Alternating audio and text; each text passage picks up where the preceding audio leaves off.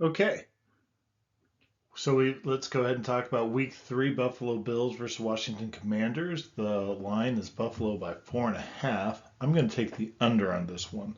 The model does say that Buffalo has a slight advantage of about a point and a half. When I adjust that uh, to what the model's performed, is it's pretty close the same. Um, if you work your way down on the screen, you'll see that, and hopefully you can see that. Uh, that Buffalo, they've got a good offensive rush, and they've got, well, let's just go ahead and say a mediocre pass rank. That very well could be because defenses are giving them giving Josh Allen the run and defending against the deep pass, which I can get. Could also be that Josh Allen is underperforming. It's really always hard to tell, but it is also showing that Buffalo's got a poor rush defense and certainly nothing more than mediocre pass defense. When you look over Washington, they're pretty well mediocre all the way through. Both teams have played, I would say,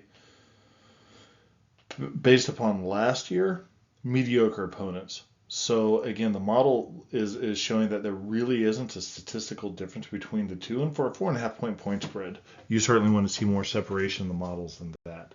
So if we go ahead and look at the performance models, not a whole lot of difference when you look at the run pass charts.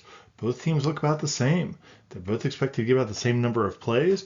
The thing that really draws my attention, if you look over to the right side of the screen, is the uh, the number of sacks. I mean, just look at this over here. That is just absolutely ridiculous. Neither team can seem to protect their quarterback, and so when I look at that, to me it just shows that the teams are both really struggling to figure out how to execute their offense. They've probably had a lot of turnover.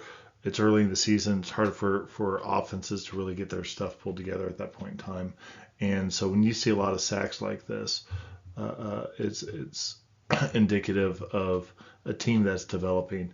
So with that, it's also hard to say, hey, I think a team is going to put up a whole lot of points, and a 4.5 point spread is a fairly decent amount. So with that, I feel pretty comfortable taking the under. Again, Washington, I think, has been a team that's on the up. They've also had a lot of changes as well.